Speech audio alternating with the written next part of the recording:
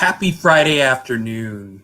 Thanks again for joining us here at Black USA Crypto News. My name's Kamal Hubbard. I'm the author of DeFi for the Diaspora. You can pick this book up at my website, www.kamalrhubbard.com. And I'm so happy to be joined by my guest this afternoon, who I'll introduce in just a moment. But before I do, I want to shout out to all the other content creators here at Black USA News. Of course, Donnie Glover is back for the morning show. Welcome back, Donnie. Be sure to check those shows out. If you're looking for something to check out this weekend after my show, check out Donnie's show. And of course, Sister Biz with Nicole Orr.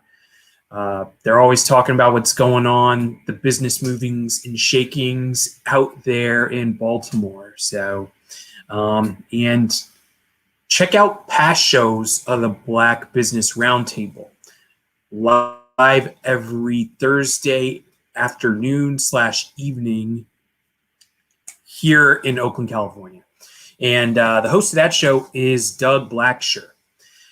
So once again, be sure to check out some of the other programming here at Black USA News. And without any further ado, I'm going to bring in my guest,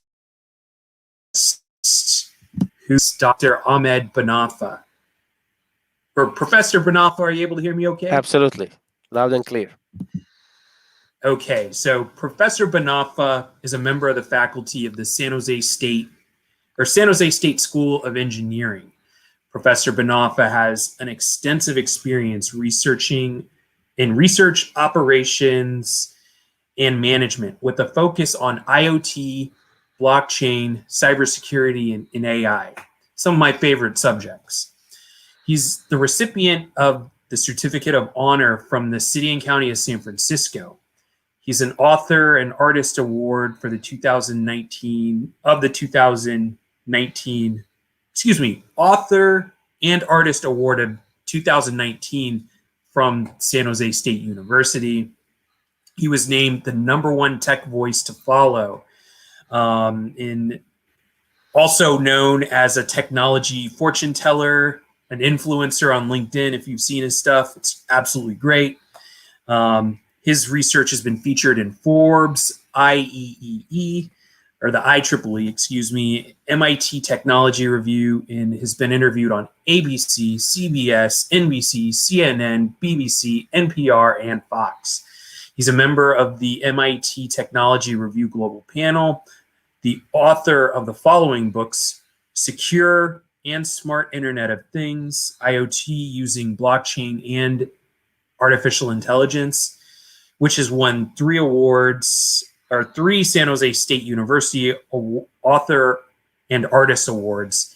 He's one of the best technology books of all time and one of the best AI model books of all time. So, award-winning author and professor with us today. So, Professor Banafa, I'm sure I left out a few things, but can you also tell our audience a little bit more about yourself?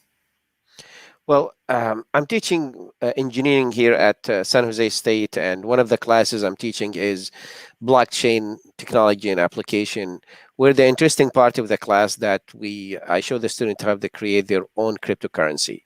For example, I have Kamal coin, and they finish the course with, let's say, that 1 billion coin. I have my own coins, Banafa coin, but they're worthless because nobody is interested in them. I mean, there is no Elon Musk will talk about it and it's going to go through the roof or something like this. But I show the student how to create the cryptocurrencies. We talk about the new craze, which is the NFT, and what does that mean.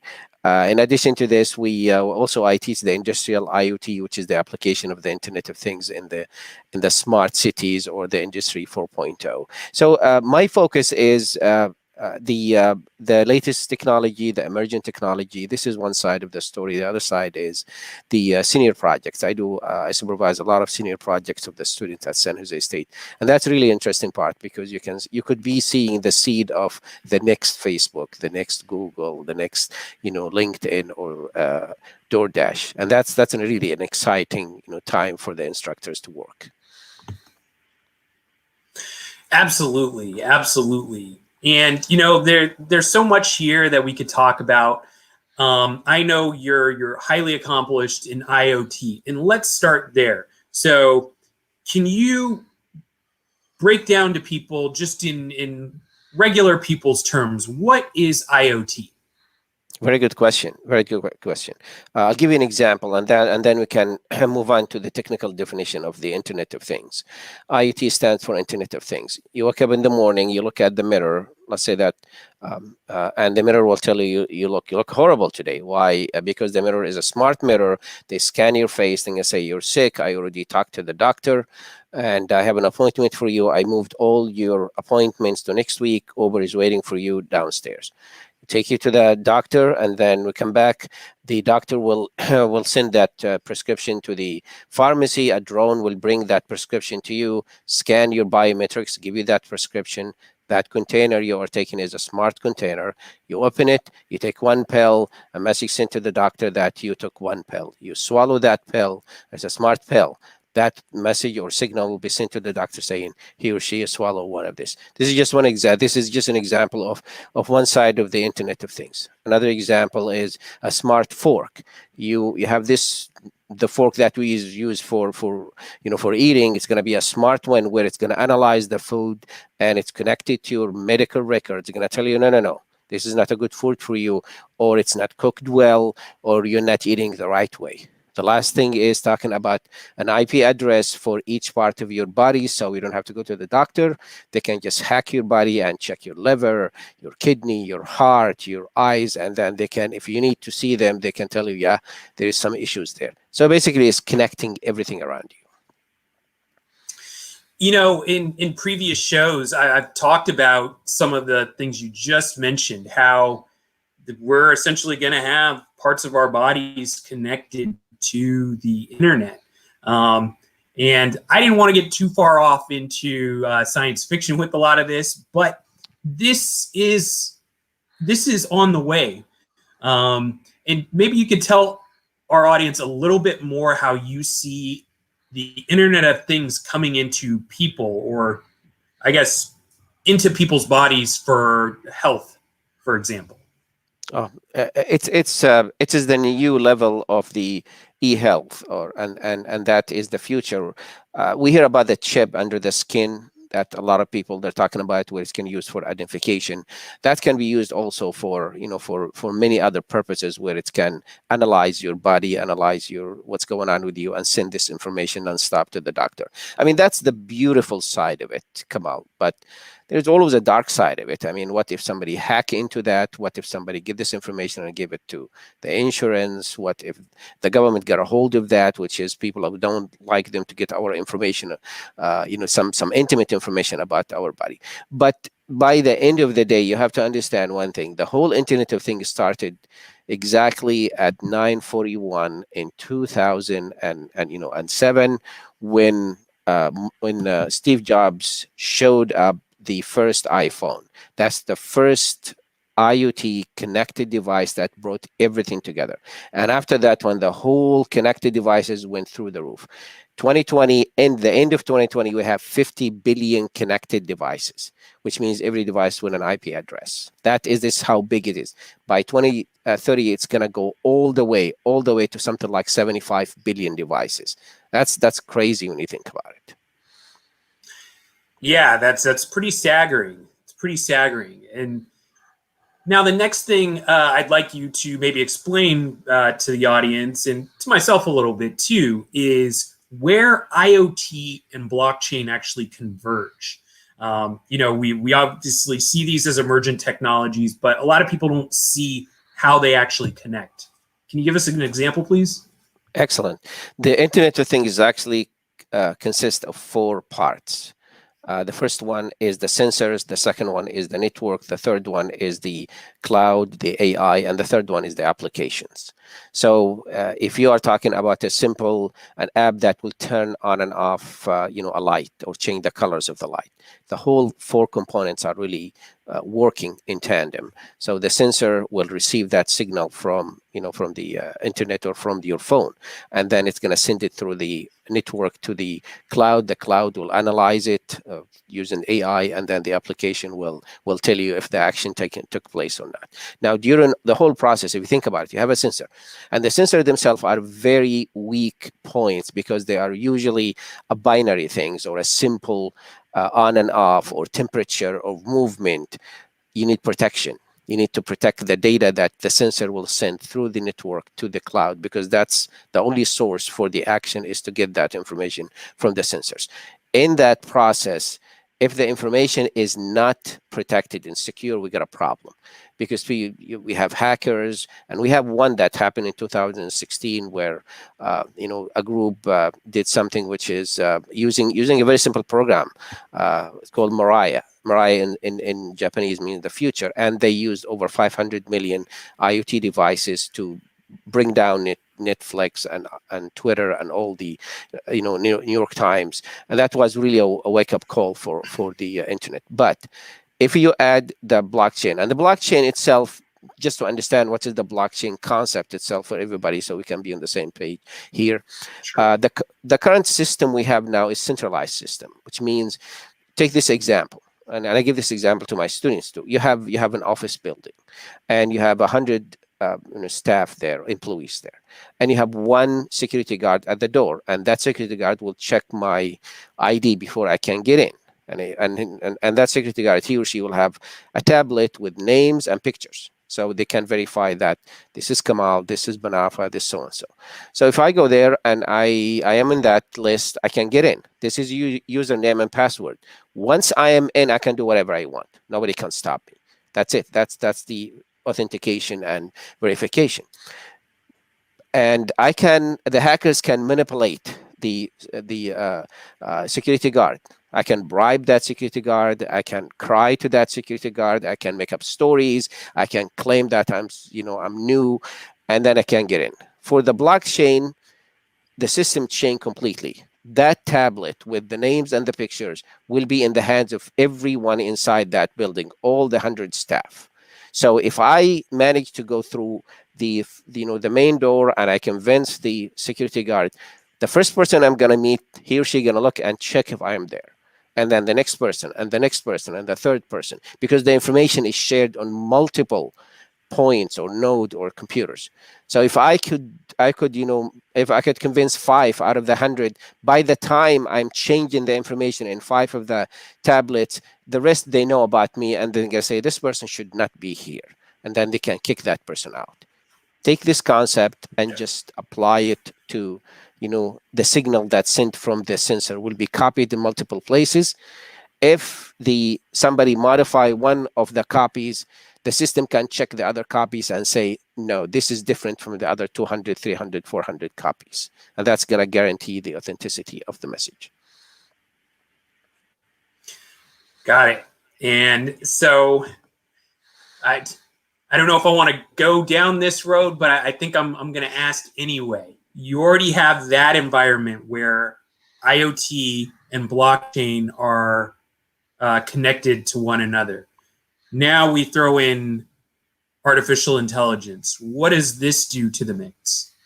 Okay, that's again, this is a very good point. Remember the 4 components of the Internet of Things: the sensors, the network, the cloud, and the application. In the cloud, you have the artificial intelligence. But before we go there, Kamal, let me explain what is artificial intelligence, because everybody have their own perception about it from the movies, from book they read about it. But really, to understand what is the technical definition of artificial intelligence, you have to look at the 2 components of the artificial intelligence. If you imagine artificial intelligence as a big circle, the next circle inside it is going to be machine learning. The one which is in the middle is deep learning. Now, the difference between AI, artificial intelligence, machine learning, and deep learning is the following. If I train, and train means program, you program, my computer to find the, out of 100 pictures, I'm going to scan the pictures of people smiling. Now I have 100 picture, and then I have a program that will define the smile. The smile will be with a certain distance from the nose and the eyes, and then this computer found 5 out of 100. This is machine learning. This is finding patterns. The deep learning is why they're smiling. Is this is a real smile? Is this is a fake smile? Is this is a fear smile? That is the element of the deep learning. When you mix them together, you get to the artificial intelligence. So if your artificial intelligence is more with the deep learning, now you talk about emotions. You talk about something which is a higher level of trying to understand what's going on. If it's more with the machine learning, which is usually with business intelligence and predictions and what's going on with Amazon and Walmart, and they're trying to see the behavior of the customers, that is with machine learning. Now, how can we take this one and understand this is as part of the Internet of Things? It's in the cloud. All this data, you're talking about 50 billion devices, Alexa, Siri, all this information are part of the Internet of Things. And there's another point, if you allow me to say that, Kamal. You see that there is actually a war among the big tech companies, from Microsoft to Amazon to Apple, about the Internet of Things, because it's a huge market, talking about trillions of dollars. That's why they have something which is called the Internet of Things hub. The hub for Apple is Siri. The hub for Amazon is the Alexa. And they give it to you so cheap. This is a very advanced device. They give it to you for what, $25, $50, and they have discount because they want you to buy it. And then you're going to buy all the devices that connected to it. Look at the new cars. Whether either you have an Android or you have an iOS, that is building the grounds for what are you going to connect later. You're going to buy a fridge that it is connected to Siri or connected to Alexa. So this is where the artificial intelligence is actually playing a big part in the Internet of Things, adding more of expanding the Internet of Things to communicate with different devices in a very intelligent way. And I think, you mentioned something that I was also going to ask. There's Amazon's IoT project that came out recently. Can you talk about that? Because I know there were some concerns that people had initially, but it sounds like it's going to be a good project overall. Okay, which one we talk about? Is the camera one, because they have like 5 or 6 projects going at the same time? Which one of you want me to talk about it? Because they have one which is they're going to have a camera in every car and get that information, and they're talking about their droid that they're going to have them at the top of their cars where they can deliver the products, or they have some kind of autonomous cars, where small carts that will deliver to you. The main car will stay at the entrance of the street, and then have like 6 or 7 of those small cars will go to different houses and then deliver it to the different addresses. Or if you go to the farm area where you have the big truck in the middle of the road, and then those drones will be coming out of it. It's like the movies, and then drop those kind of products or boxes in front of the houses. Amazon is spending a lot of money when it comes to Internet of Things, because they understand that it's Amazon, they're trying to make sure that the less human, the better for them, because everything is automated for them. They have hundreds of thousands of robots. If you go to their warehouses, you're going to see that. And they're trying to automate everything. So this will be huge. I'll give you a story. It's mentioned in the New York Times like last month. I remember that. Amazon, when you work with Amazon, some of the employees discover that they're not even dealing with human. Everything is done by the machine, hiring them, checking them, firing them, done by the machine. Because one of the driver complained about why you fired me. Took her 3 days to get a human to talk to her. And then they told her, we have nothing to do with it. This is basically an algorithm, and you've been promoted, you've been hired, you've been fired, you've been given benefits. It's all automated through the artificial intelligence. So the machine are firing people now. It's not the other way around. Wow, yeah, that's pretty amazing. The project that I was asking about, and of course the name escapes me, it is at an individual, like residential level, where people are have the ability to opt out of Amazon's IoT program. And I forget the name, and you probably know better than I do. Yes, yes, it is. This came out of the concept of let's say that you have a Ring camera and you have the Ring, device. Right. They want you to share your Wi-Fi with your neighbor, so that will do something called the mesh. The mesh is basically you're not using your Wi-Fi all the time. You're using like 50% of it. What happened to that 50%? Why don't you give this one to the person who's using 80%, so he or she can, share whatever the leftover of your Wi-Fi, and so the devices will be talking to each other. And that's, from security point of view, is a nightmare, because before it's Wi-Fi are disconnected. Some of them are secure, some of them not secure. Now you're talking about them connected. Now, if somebody can get through one door, he or she can go to the rest of the Ring devices, and they can go to all the cameras and Alexa and everything. Amazon understand there are a lot of risk going on here, and when you're dealing with devices like this, you have to understand that the weakest link in any kind of technology is actually human. That's the weakest link. I mean, either because they don't care about changing the default password.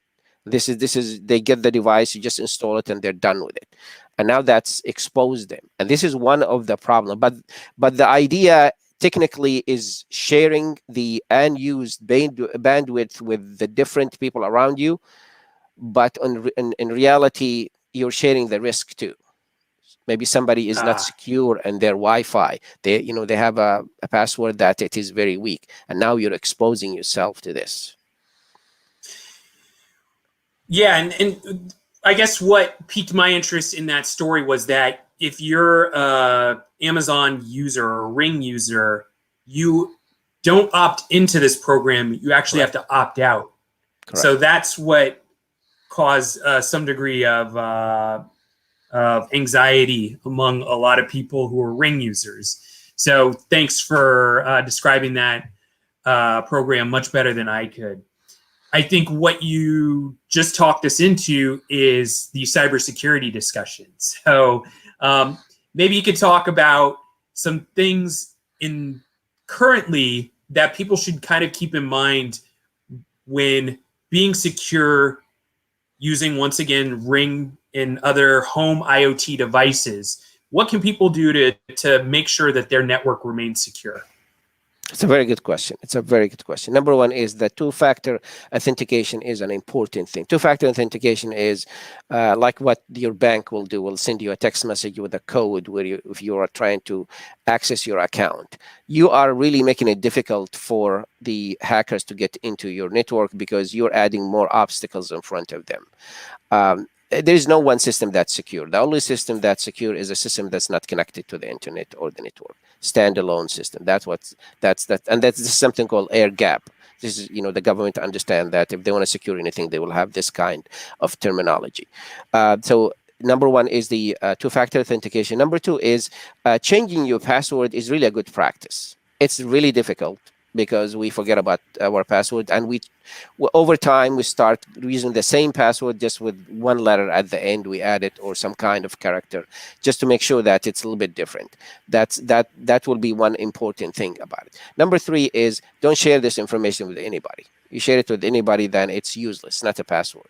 There's no point out of that. The other thing is the activities. You see it in your in your Wi-Fi, in your devices. You will know that this is not normal. I didn't change this. I didn't touch that one. Immediately change the password.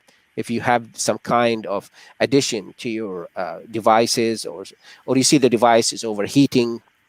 Because one of the things that use is not just hacking your information, Kamal. It's actually using your devices for crypto mining, the cryptocurrency mining, and the best device used for cryptocurrency mining is the smartphone because of the excellent graphical cards in the smartphone. I mean, you look at your phone, the quality of the video is better than the desktop. Why? Because of the graphics that used there is really high resolution. So using the devices in the house for cryptocurrency mining, that's another issue, which is just depleting your bandwidth and depleting the power of your devices.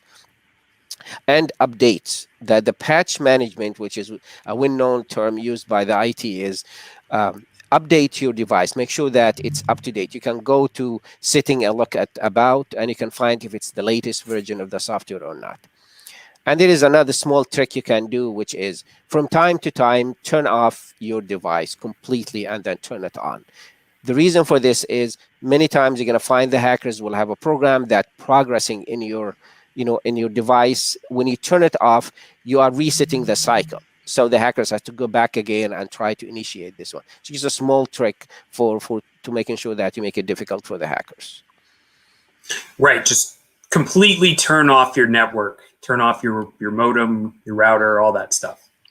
Just to make sure that any program running will shut down. Great. So now I think I'm going to start to go the other way now. So where do you see AI and cybersecurity converging in the next few years on kind of at an enterprise level? The artificial intelligence is the first line of defense for cybersecurity. That's why, because of so many things. There's a concept in cybersecurity it's called the zero trust model. The zero trust model is always verify, never trust, which means I will question everybody. For example, the log files for the network is a very valuable way for you to see the behaviors of the users. So if I am somebody in finance and I'm always checking the Excel files, checking certain website, go into a certain website for the information, and suddenly you find me go into the R&D, checking something in R&D. This should be a flag. Why this person is going there? What is the point of view? You are in finance. Why you're going about technical stuff? And things like this one cannot be caught by human, because you're talking about tens of thousands of employees, and the behavior could be random. Behavior could be, somehow a lot of flags right or left. The AI can create some kind of a model where they can flag the behavior and say, watch out for this. This is a little bit off the normal routine for that person. And the other thing is that the AI can learn the viruses signatures, can understand the behaviors of the hackers when they're trying to go from one level to the next level, and deploy, immediately shut down the router, shut down the servers, instead of waiting for a human to break the glass and then turn off the lights. This can be automated. On the other side of the coin, Kamal, is the cyber criminals are using AI to get into the system, and they're, in some instances, they're ahead of the industry, because there's a famous saying in cybersecurity: there are two kind of companies in the world, one that being hacked and one that being hacked but they don't know about it. And that's the only two kinds of companies. I mean, there's a famous story about the hack that had been done through a fish tank in a hotel in Las Vegas. I'm not going to mention the name of the hotel, but if you go to the big hotels in Las Vegas, you're going to find that sometimes in their lobby there will be like one of the walls will be a big fish, tank with all this beautiful, fish there. So they need to keep tab on the temperature, the quality of the food, the water quality. So they have an access point to the internet there, so they can send this information with the dashboard. They forget to protect that point. So the hackers, using their scanning tools, they found that the hotels that hotel is protected except in that point. And they managed to get into the network for almost a month. They got all the information about the highballers, about the cameras, in the rooms, the cameras in the elevators, the cameras in every single place, and they just grab that information. So this shows you that if we have this kind of kind of model that will suspect why there is an activity here, instead of somebody just looking at to say, this log file, there is something wrong about it. Make this one done by the artificial intelligence, and then the human can take action after that. Right. So that example certainly makes you think twice about using hotel Wi-Fi.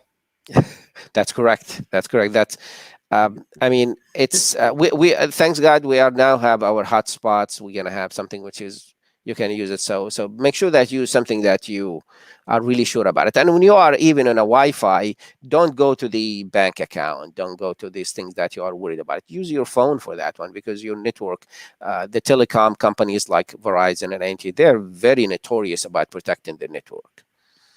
Absolutely, absolutely. So that was actually a really great tip for travelers, family. If you're traveling with your family, or if you're a business traveler, I mean, most likely you're already set up that way anyway. But um, you know, we went there with AI and cybersecurity. I also want to ask you about AI and blockchain. Where do you see this going in the next 3 to 5 years? It's a very interesting, concept about the relationship between blockchain and artificial intelligence. Here's the connection between them. When you talk about the blockchain, creating the blockchain or creating the block in the blockchain, you need to run some kind of program. And that program is consuming a lot of energy. This is why Elon Musk and the others complaining about the Bitcoin, because the Bitcoin is a byproduct of the blockchain. It's basically one of their products. So the use of the energy, because you are mining means you're trying to find the solution for a mathematical problems so you can get that fraction of the Bitcoin. The AI can find a way for you to save this energy to make sure that you have the shortcut to get the answer for that equation or for that question. That's going to help on that. The same thing, and at the top of this, there is this concept of smart contracts. And the smart contract is a very integral part of the blockchain, especially when you're talking about Ethereum as the platform. And the smart contract is a piece of software. It's exactly like the blockchain. The blockchain is a software. The smart contract is an additional piece of code that will trigger the activities of the blockchain based on certain parameters. For example, if the temperature went above a certain level, if the GPS specify that the product received at that place, you can use the AI to make sure that you have certain parameters and conditions satisfied, and it is done in a very smart way. Because the term smart itself, when you talk about smart cars, smart TV, smart, is actually in the technical world defined by three things.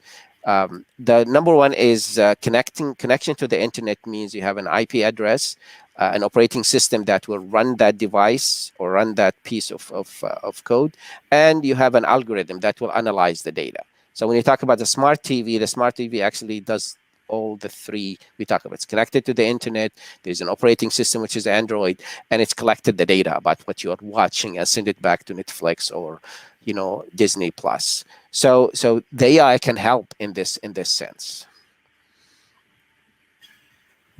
Absolutely, absolutely. I want to talk maybe a little bit of crypto with you. I don't know if this is a question I can ask you, and feel free to pass if you like, but what are your thoughts of the crypto provision in the infrastructure bill? Well, I'm disappointed because I think they let it go. They shut it down.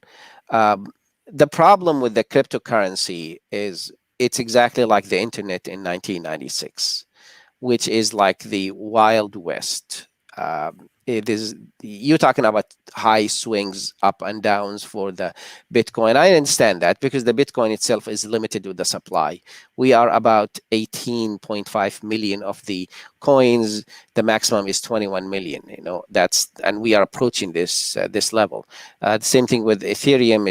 The price is more reasonable in this sense, and it's about that it's not like the Bitcoin talking about thousands of dollars. I checked it today, it's about $46,000. So when you talk about regulation, we need this regulation because one of the biggest problem we are facing with the cryptocurrency is the trust factor. It's a very volatile, instrument. And one word from somebody in Chase Manhattan, something like this one, are going to bring it up and down. If we have the regulation, then we can trust that. And this is what happened with the internet. People understood that it has a huge future. And if you ask me personally about what I think about cryptocurrency, I think it's the future. I think that if anybody is trying to resist that, it's like somebody who's saying the internet will kill the libraries, the internet will kill the TV. Nothing like that happened. It's just the share of the libraries is less, the share of the TV is less, the internet took this share. The digital money is the future. They have to do it in a smart way.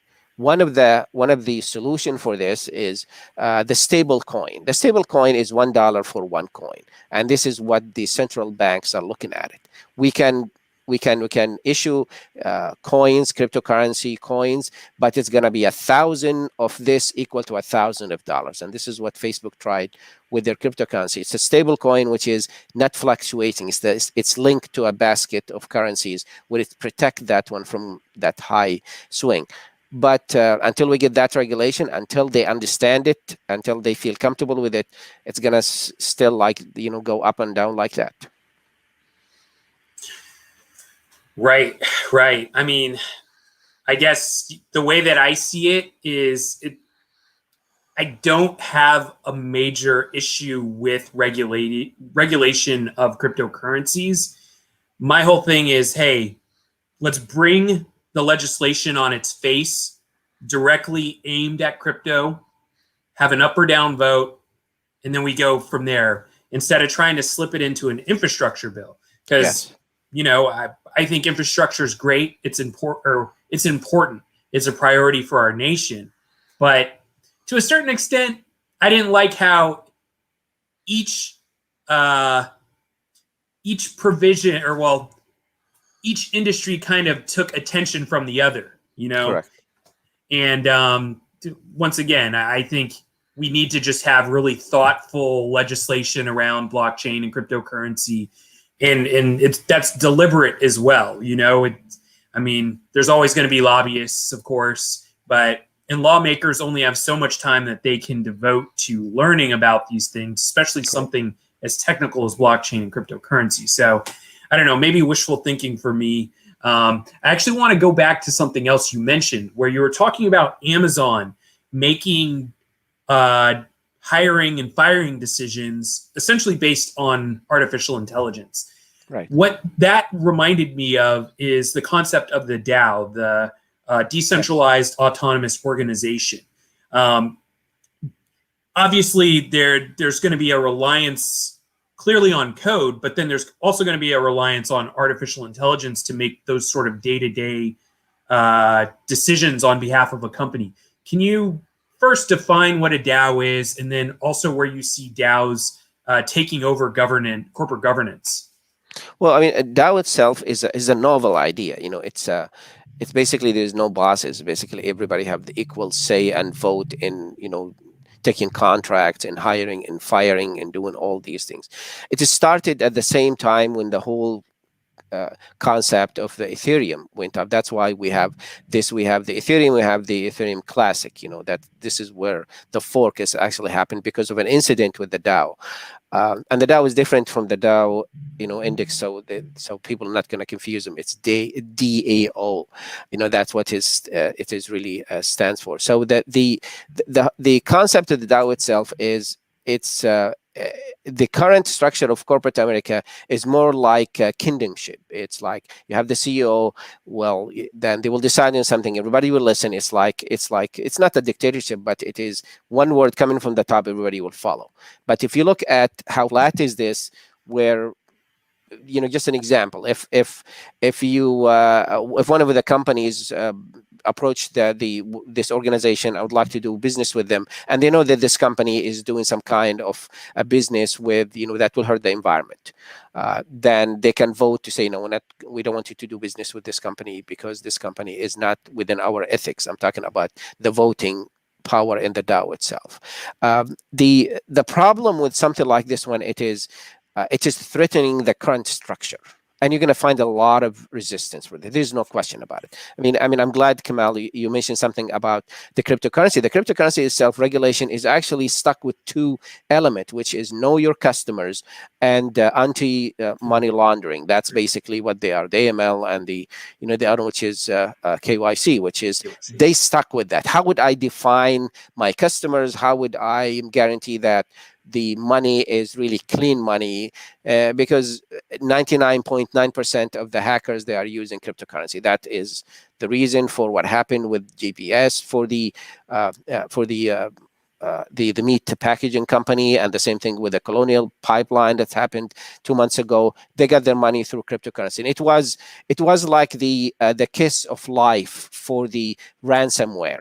Before, you have to mark a place, you have to have the cash, you have to send it to an account, offshore account. It's all this kind of things we've seen. Now, what are you going to do? Just click, send it, you're done. And they can move it to another account, nobody can trace that. So it gave them a new avenue doing business as ransomware. The same thing goes when it comes to the DAO itself. It's a novel idea, and I like it, as a concept. It's just they have to think more practical about what is the next step for this. What kind of the software we're going to use with this. And Kamal, you know this, and I know this one is the software is good as the programmer. If the programmer is biased, if the programmer or the programmers they miss something. And DAO itself, they have the problem, and that was the reason for the fork, the split of Ethereum and Ethereum Classic, is because of a mistake in the software. And that mistake, split the organization by saying we should change it, we should keep it. And this mistake is a software mistake. And add to this one the concept of the bias itself. And you and I understand that, when it comes to AI is really biased unless you clean it, because it's a reflection of the thinking of that person. I mean, I can tell you stories and stories about what happened. For example, the facial recognition at the Congress, when they have about 25 of them, they match them with some criminals. They say those are criminals. And the autonomous cars, they confuse dark skins, brown or black skins with they don't even recognize it. So they hit the human when it comes to that part. The same story happened in Australia, when they have this device for facial recognition. Instead of going through the passport and all this long line, just scan your face and you get in. And where's Australia? It's in an area where we have a lot of Asian countries. So the software start telling the passenger, open your eyes. It was a very racist design from the beginning, so they have to shut down that program. So if we rely on the software, by proxy, we are relying on human to make that software better. So we need some safeguards, we need some check, we need some improvement before we can go to the next level and say, now it's ready for prime time. Yeah, you completely took my question. I was going to talk about bias in artificial intelligence. So maybe you got some artificial intelligence going on here. Well, listen, great minds think alike. Let's put it that way.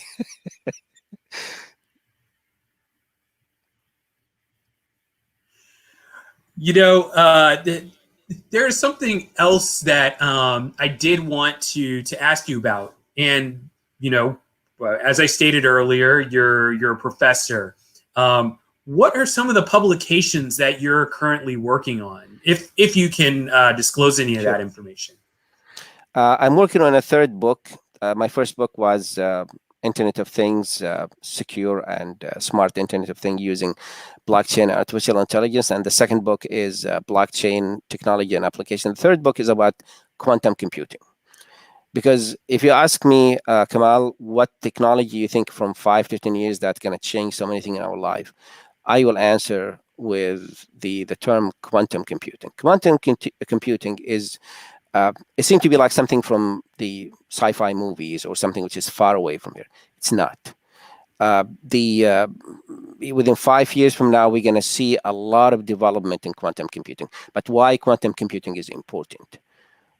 The first one is for people in cybersecurity. It's actually a nightmare for them, because most of the encryption that we have that protect the transactions between the banks and through the internet is done through a certain algorithm. And because you need years and years for you with the current computing power to break that encryption. With a quantum computing, you can do it in about 90 seconds. So somebody can go and see everything going on in the world. In 2019, Google announced they have something called, quantum supremacy. Quantum supremacy is when you look at, a mathematical problem that can be solved in 10 years, you solve it in about 90 seconds. That's quantum supremacy because that's the ratio they are using there. But to just put this one in perspective, when you talk about quantum computing, comparing to the current computing you have here we have zeros and ones for the computers. In quantum computing, we have the qubit, which is basically 0 and 1 and 0 and 1 and 0, four states, which means you have a huge, presentation of the calculations. And in a simple term is, when we talk about quantum computing, the speed is incredible of how the computer can solve that problem and get into that problem. Currently, we have something close to 110 qubit. That's the number of the qubit, which is a measure of how strong is the computers. In order for you to get to the level where the encryption of the internet is gone, the encryption of the financial system is gone, you need 2,000. So we are at the 110. Maybe somebody has 160 because IBM was making some noise about it, but it's going exponential, which means the next one is not 161. The next one could be 200, 300. And that's why the 5-year span is not something which is impossible. But my question, which is I remember I raised that question, when I was giving a presentation about quantum computing future, and I have about 200 people listening to that in that lecture. Do you think a country or a company who will get to that magical number, 200 qubit, will tell the world about it, or they'll keep it for themselves? I mean, think about it. I mean, well, a corporation, they're going to want to at least try and extract some degree of profits out of that that sort of discovery or creation. I would think. Oh, they may sell it to the government. Maybe sell it to the highest bidder. Yeah, when they look at, because now you can have this goggle where you can look at everything. Nothing will be hidden from you. Yeah, that's really amazing. So it obviously presents a number of ethical questions. I mean, correct. I think we had so many ethical questions around AI just on its own, and now you throw quantum computing in the mix with that, right? And clearly there's going to be a cross section of AI and quantum computing. I mean, but can you tell us a little bit more about that, something like that, and what that looks like? Yeah, it's really it's a very smart observation, Kamal. I really appreciate that you look at it from that perspective, because there's something called the perfect match, AI and quantum computing. Quantum computing will be running the calculation, but how to run it faster and run it smarter, the artificial intelligence can help. And the quantum computing is a machine that will just crunch the numbers and give you all the result. And you have the result in front of you. Who will read it? Who will understand exactly what does that mean? Artificial intelligence, if you have a model that will read it and weigh out whatever it's just noise and look at it, this is what we are looking for. This is the intelligence we are looking for. That's where you're going to find this perfect match between quantum computing and artificial intelligence. I wrote articles about quantum computing and AI, quantum computing and blockchain. The same thing, blockchain and artificial intelligence, IoT and artificial intelligence. And all of them is just looking at how those pieces really will help each other. They're all getting around one big picture for us, which is, we're getting to the point where security is a big issue. We have to think about it and be really, really worried about that, because talking about the advancement in IoT, okay, how secure is that? That will be the question here. Now, there's a term I used in my book, which is something called SSP, which is security, safety, and privacy. In order for me to trust any technology, how safe and secure and private my data when they are processing this data. And this is going to build, the online trust for this technology for me, so I can share it. You will find that the hackers go and hit all of them. It's not secure. The website is not safe, and there is no privacy for you at all in this one. Until we get to that level, then we will be just getting from one technology to the other and dealing with the consequences of the advancement. Absolutely. I'm looking forward to that for sure. Any other research or topical articles that you're working on? I just published one with IEEE about IoT and 5G. 5G is another technology, right? Right. I mean, it's just this virus, the pandemic hit us in 2020. Other than this one, 2020 was actually was planned to be the 5G year, where you see all the smart phones companies and hardware and software, they have big plans of announcing the 5G. Now, to understand why 5G is a big, huge, thing that for telecommunication, remember the four components of the Internet of Things: the sensor, the network, the cloud, and the application. And the network itself, when you have 5G, you have now a huge bandwidth, and that huge bandwidth will make it so easy for you to send the information faster. One prime example I give it to my students: think about an emergency vehicle. Let's say that an ambulance that taking somebody from a site of an accident to the hospital. They're like 5 minutes, 10 minutes drive. If we have the 5G network covering that area, the doctor can do so much with this bandwidth. They can have an X-ray. They can have, all these kind of different checks while the car is moving, and that could save lives in this sense. Uh, I gave a speech about the 5G in 2018 at IEEE conference, and I have one person ask me, why do we need it? We're happy with the 4G. I told him this is exactly the same question I've been asked when we talk about the broadband. We are happy with the modems. I am old enough to remember the 56K and 128K. I remember all these kind of old technologies and why we need to go with the broadbands. And I told him, okay, now can you live without the broadband with all the videos and the multimedia that we are sending and receiving? This is the same concept. The application is unlimited. We don't need the Wi-Fi if you have the 5G connectivity there. Why you want to go with the Wi-Fi? Because that's going to make it so easy for you to send and receive big files, have live videos, do all the things that that you can do with the Wi-Fi. And that is the key thing. Here's another story here, and probably this is something at this point is good to mention it. 6G is coming in 2030. Right. Now, 5G is a pinpoint communication. It's not like the 4G, which is an umbrella that cover an area. So it's actually, you see a lot of towers that will connect to your device, that you have your own specific bandwidth for that connectivity. The 6G in 2030 is using a different technology that rely on a different services, and the connectivity is from the satellite. So they can beam down the information, and it can bounce back from the different sides of the devices in a certain way, which covers everything. And the bandwidth is not 100%. You're talking about thousands and thousands of the size of the bandwidth we have. I'm not going to say it's like the TV, you turn it on, and it's way faster than that level. But that's the second element of the Internet of Things. This is where the 5G will play a big role to make sure that the communication from the sensors are getting faster to the cloud to process it. And of course, the argument that you can make with 5G as well is that, and I think you kind of touched on this as well, is it is more secure. That is correct. That's correct. With the design itself, they included this encryption and security level. And this is a very good point, Kamal, is we've been struggling with the security because the security, so far being considered as an afterthought. We'll build the application, we'll build the device, and then we'll secure it. You don't do that. When you are designing the app or designing the device, security should be one of the first ingredient in the whole process. You start from the bottom. You don't build it and then secure it.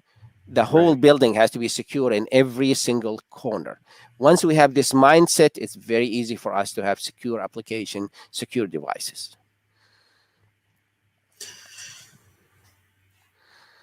Professor Banafa, are you going to be appearing at any upcoming conferences that maybe people should know about? They might be academic or not, but I would love to hear what you're going to be involved in coming soon here.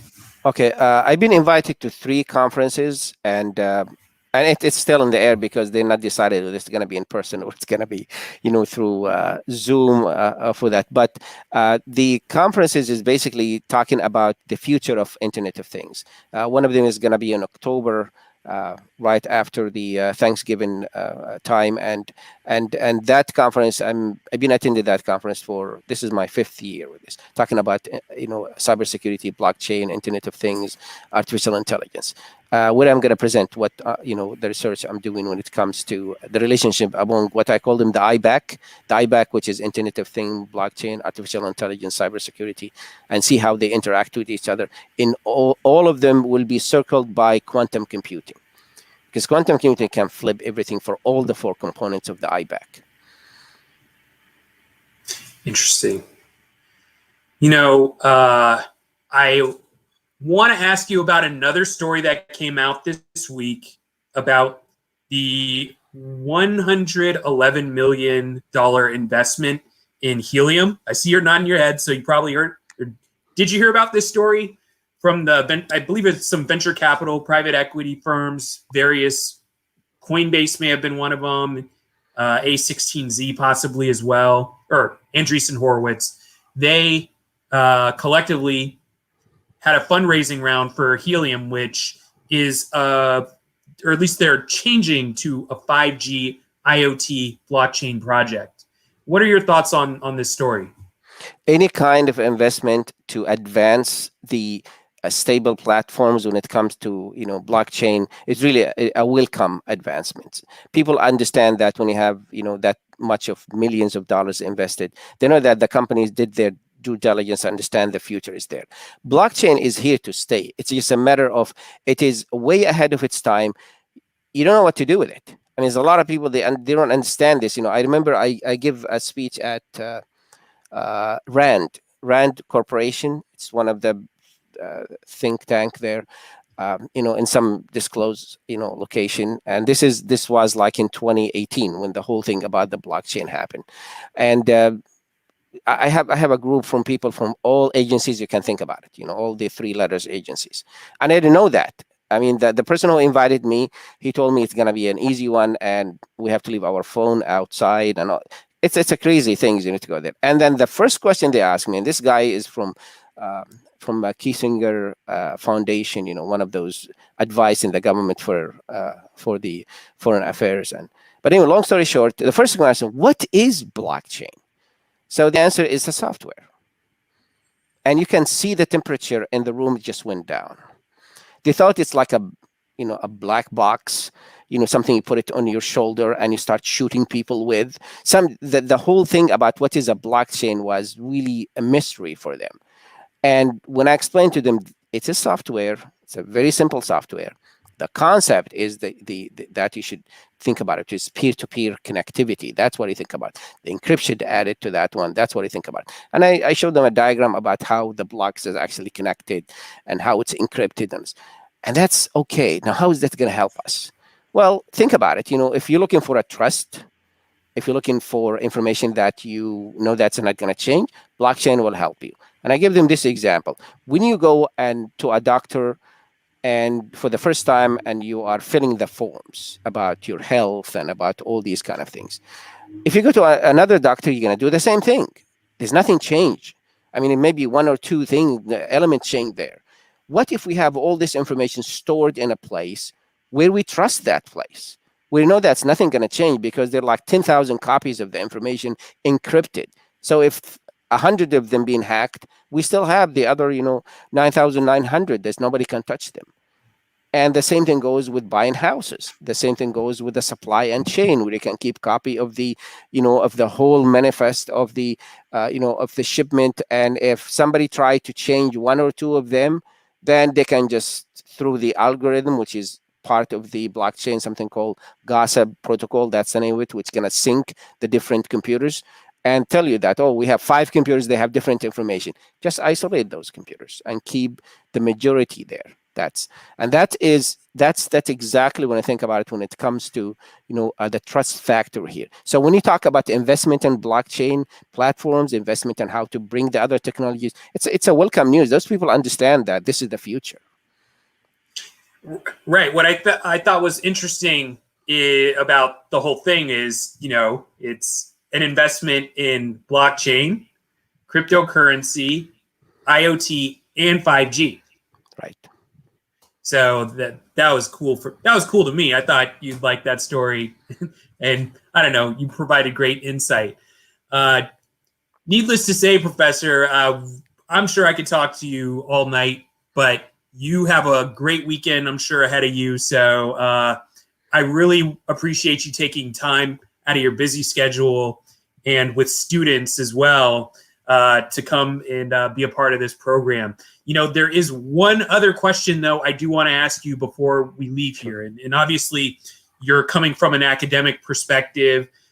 What we've talked about with all these emerging technologies is really something that's going to lead to increased automation and the actual human worker being left out of the equation.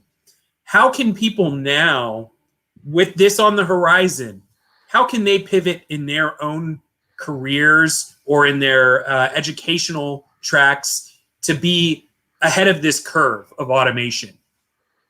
Very good question. Very good question.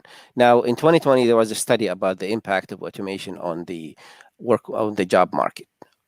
You're talking about the automation and the robotics will take about 18 million out of the job market, within the coming 10 years.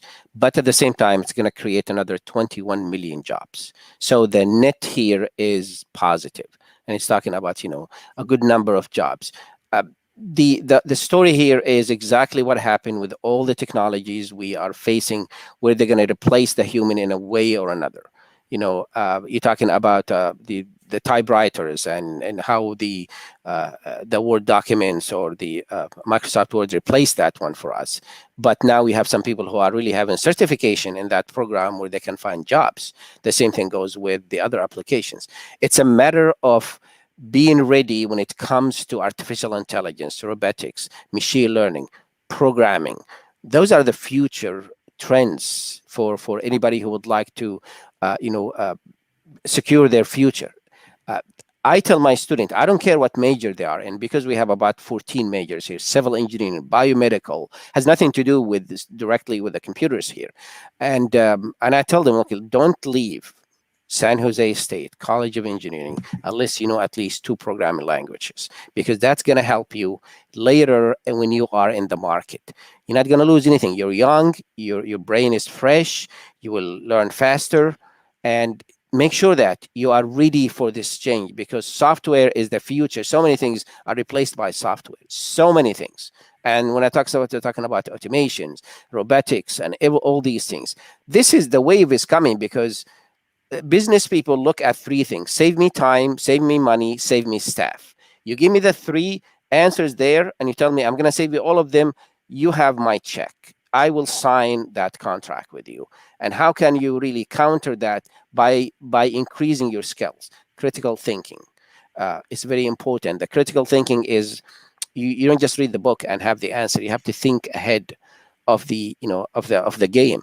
The analytical thinking, and this is all can be done with knowing more about artificial intelligence, about machine learning, about deep learning, and how is that going to help you in your field. Everybody understand that the AI is everywhere, whether it's in civil engineering, and this is what I explained to the student in the first class introduction to engineering. I told them, do you think AI is not part of civil engineering, which is building, construction? Look at the traffic light, look at the city planning, look at the design that you are doing with the building itself. How can you make sure that this is a smart building? You heard the term smart building. That's the AI is part of that. And you can apply this one to every single major in engineering.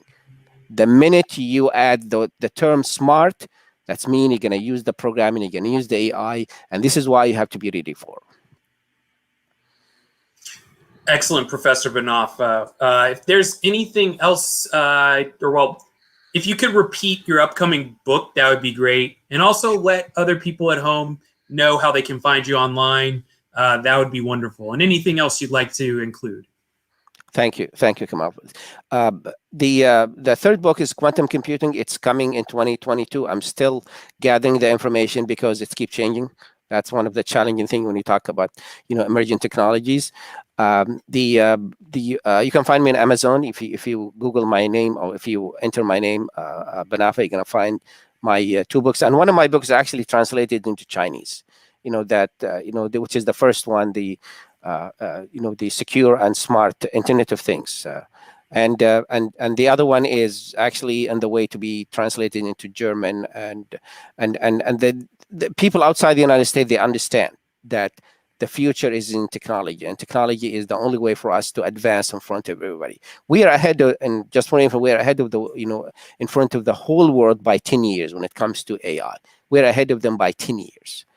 But that doesn't mean that we're going to stay 10 years ahead of people, because people are really working on that. And if we don't, advance that, open the fields, and have an open mind about this, and deal with the issues of bias and security when it comes to technology, they could catch up with us very easily. Yep. Well, Professor Banafa, thank you so much again for joining us this evening. I really appreciate you taking time out of your busy schedule once again. And, that's it for today's show. Thanks for joining us. We covered everything: blockchain, AI, cybersecurity, stablecoins, the DAO. And wait, we didn't talk about NFTs, but I'll invite you on next time, and maybe we could talk NFTs, Professor Banafa. Anytime. All right. Thank you so much, sir.